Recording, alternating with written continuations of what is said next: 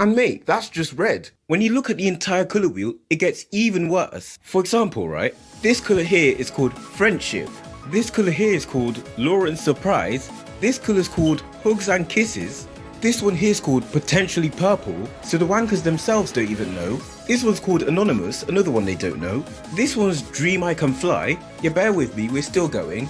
This one's called Seduction. This one's called Emotional. Of all the colours you could potentially call emotional, you choose this dull, pathetic colour. This one's called Purplicious. This colour's beautiful in my eyes. And this one here is called, listen, Razzle Dazzle Pink. Who came up with these names, man? Razzle Dazzle. If you don't value your education, you'll end up in, and then they mention a bad job. Now, coming from a friend or family member, this isn't a problem. But it's a valiant statement coming from a teacher, because half of the jobs they're burlesquing make more money than the teachers themselves. And not only do they make more money, but they oftentimes require more skill as well. Just think about it. Someone who works at McDonald's has to not only be able to cook, but also be able to manage a kitchen. A bin man has to operate a large truck, collecting people's rubbish for hours. All teachers do is go to a school full of kids who know relatively nothing, tell them something that's already common knowledge to them, and then go and mark their books according to someone else's mark scheme. And half of you idiots don't even do that. And do you think your job's difficult? No. At best, their job's time consuming, not difficult. And for goodness sake, if any of you weebs love anime, or anything in fact, to the point where you have nothing better to do than to go and dress up as the characters, in the nicest way possible, shove a bowling ball up your anus. I mean, just look at this moron. They've willingly gone and spent over $40 to buy a costume that makes them look like a spanner.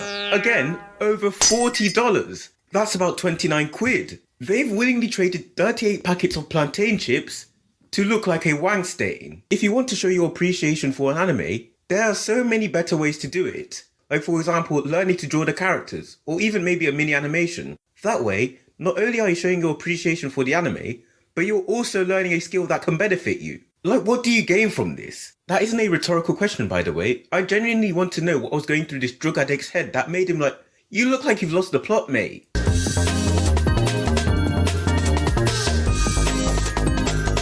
Given that the NHS are putting so much on the line, you'd think that the least they could do is to give them a pay rise, right? Well, guess what? 2.5 days ago, as of the time of recording this audio, they finally decided that it would be a good idea to give the NHS a pay rise. I know, right? These guys have put their lives on the line, and they finally get a pay rise of a shocking 1%. 1%! After all that, they only get 1 bloody percent. What kind of dildo pay rise is that? That's a fair trade, isn't it? You risk your lives for us, and in return, we'll give you a round of applause, some rainbows, and you know what, because we're nice, we'll even dash in 20 quid. Is that really the value you put on someone's life? That is lamentable. When we're playing a piece, don't conduct us, because it's really annoying. And to be honest, I don't even mind the conducting in of itself. My main issue is that none of you wankers know how to conduct. Newsflash, bellend, sticking your fingers out and moving them up and down is not the same as conducting. You don't even have to do it properly, just make it look like you know what you're doing, and not just waving your fingers about. It's terrible. In all honesty, I do not understand why people look forward to spring. Because when I search for spring on Google, I see images of luxurious landscapes, clear skies, and arrays of beautiful flowers, but in reality, it's just wet and miserable. And I don't know if it's just the West Midlands doing me dirty with its weather, but spring for me primarily consists of rain, and if you're lucky you get the odd daffodil, but mate, that's it. No chicks, no fluffy white bunny rabbits, just sheer misery. And for me, right, spring is just the season you have to get through in order to get to summer. It's like a seasonal scene change, or when you finished a video game and you're waiting for the next update to go live.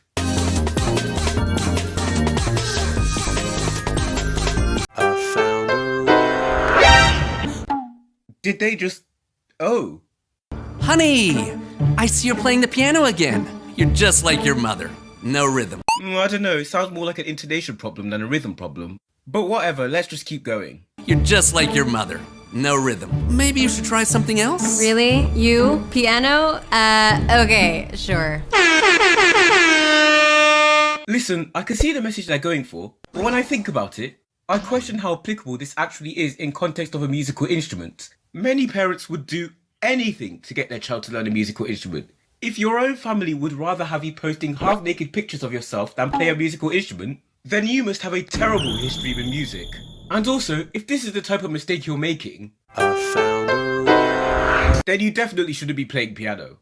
Just stick to what you're good at. You know you're just gonna give up. Again, I question if this is actually advice people give, but you know what, whatever. Stick to what you're good at, piano.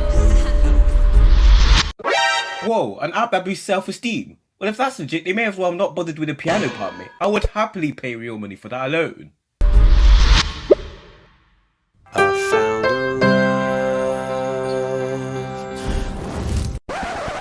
Whoa, hang on. No, I'm sorry. You can stop right there, young lady. There is no way that's possible. So you're telling me that she went from this to this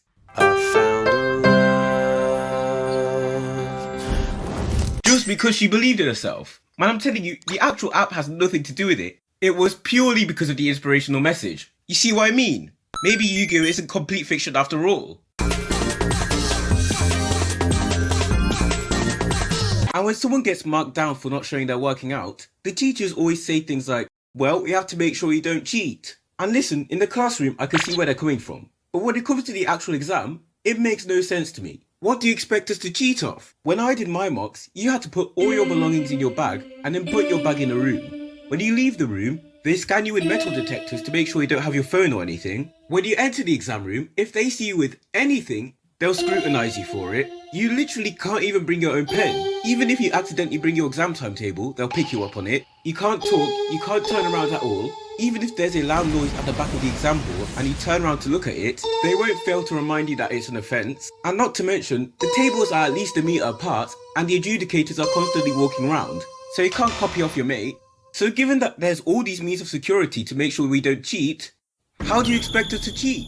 Anyone who can find a way to cheat in those circumstances deserves a place in MI6 or something, because that requires skill. I don't mean to sound political or anything, I genuinely don't. But again, I just don't see the logic. Back when I was in Sandown, I, as well as most of the beach's regular attendees, lived right next to the beach. To get to the seaside from where I lived took no longer than 5 minutes. So if you can be up here, walking around doing errands with your clothes on, why is it that now you're down here? Especially considering that more time you're either hiding in the shade and wearing sunscreen like a pussyhole, or playing with water guns or something like that, which is cooling you down anyway. All of a sudden, clothes are the limiting factor. So I'm not even going to introduce this one, just watch it yourself and tell me what you think. My favorite Shuyo. Wow, this game has an excellent image quality. They look like real. Oh, she's so pretty, eh? So like 30 seconds into this ad, and all I've seen is this wanker with his, in all honesty, horrendous acting, who now apparently wants to shag one of the video game characters. Like, what's going on? I mean, guys, the ad isn't over yet, just keep watching.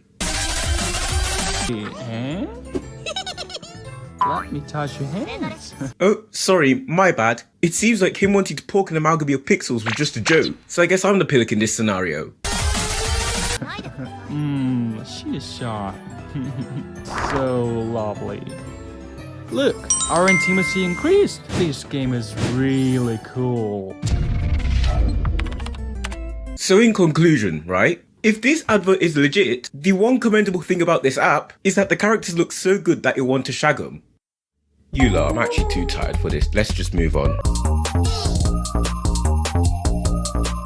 And if you thought November was a stupidly early time to get ready for Christmas, then this next example will leave you with a rope around your neck. I was on my phone one time and I saw a Christmas advert, and I've always kept the date of seeing that advert in my mind as a reference point. And at first I thought it was just a glitch in their advertising system, but then I went to the shop that advertised it, and to my surprise, it wasn't. They were genuinely just celebrating Christmas this early. So let me inform you, Aldi, or whatever bloody shop it was, I've kind of forgotten, started preparing for Christmas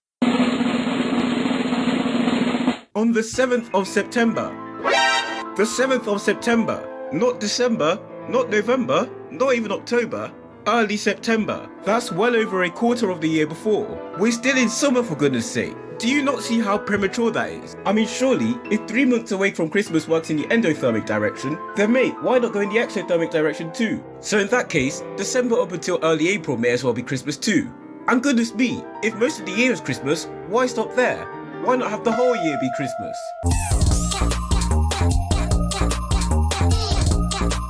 Alright, so let me start by listing the stupidest ones. Some artist from the Netherlands literally just painted a bunch of eggs on the floor, and no one questioned it. Some British guy called Damien Hirst literally just takes dead animals, puts them in formaldehyde, and that's the commendable thing about him. Some Canadian pillock made a dress out of nothing but literal meat, and it was displayed in the National Gallery of Canada. Tracy Emin literally took her unmade bed, and perhaps worst of all, there's a French guy called Marcel Duchamp who literally just bought a urinal, put a name and date on it, and then called it a fountain, with one of his main intentions being to lampoon those people who make art out of stupid things. And not only was this in of itself considered a commendable piece of art, but by many it's considered a revolutionary piece.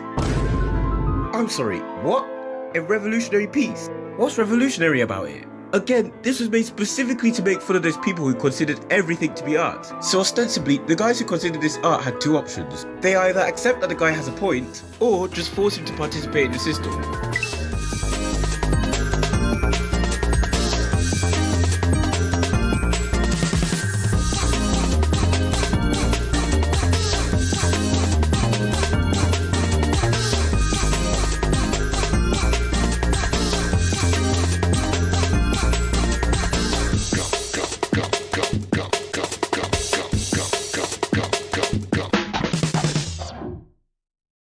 I can guarantee you, right, a substantial chunk of the people there screaming and shouting do not care that it's New Year in the slightest.